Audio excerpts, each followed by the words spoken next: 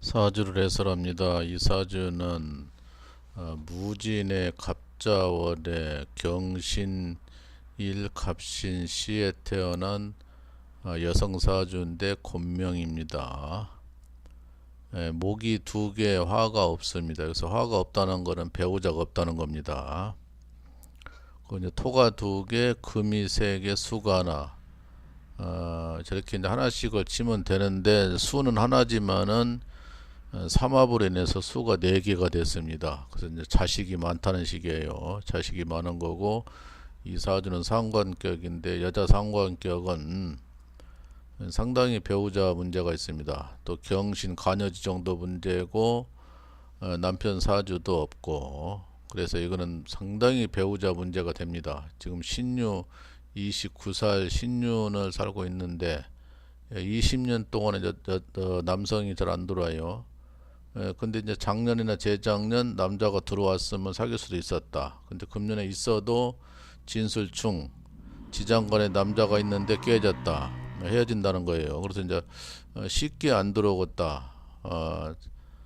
지금 이제 30살인데 31살인데 하나 둘셋넷 다섯 여섯 일곱 32, 셋, 넷, 다섯, 여섯, 일곱, 여덟 38이나 9이나 40 다 갔어야 이제 배우자가 만나는 운이에요. 그래서 쉽지 않게 보이는데 좀 애로사항이 있어 보입니다. 그리고 사주가 이제 신유 경신운이 많이 나빠요.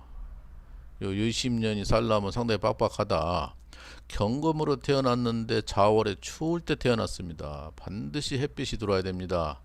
햇빛이 남성인데 화가 남자입니다. 배우자고. 이제 연에서도 내년부터는 문제가 되고, 거기다가 또 운에서도 대운에서도 안 들어와요. 그래서 남자 운이 쉽지가 않겠다.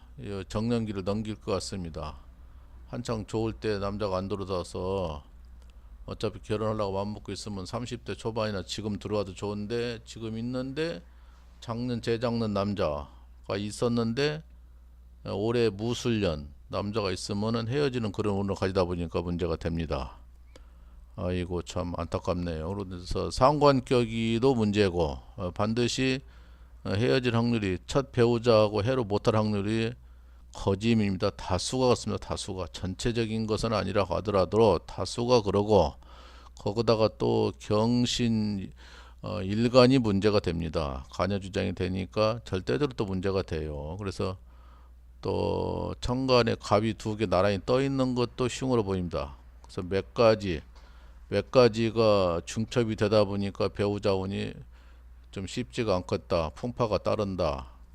이렇게 봅니다. 결혼하고 자식하고 살 수가 있어요. 그래서 문제가 되는 사주인데 좀 배우자 문제가 좀 문제됩니다. 사주의 운명에 배우자가 없는 데다가 운에서도 문제가 돼요. 그리고 또 결혼을 한다 치더라도 또 헤어지기 십상이에요. 이 사주는 쉽지 않아요. 그리고 갑경중 해서 이거는 시집가더라도 시어머니하고 또 부부장도 매우 높습니다.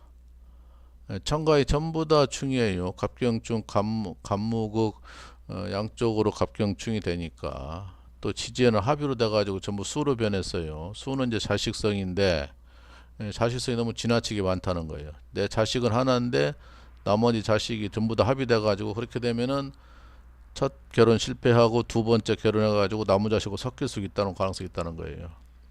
그래서 신유 대운, 경신 대운이 상당히 불편하게 간다. 좀 배우자 운이 문제가 되겠습니다. 그래서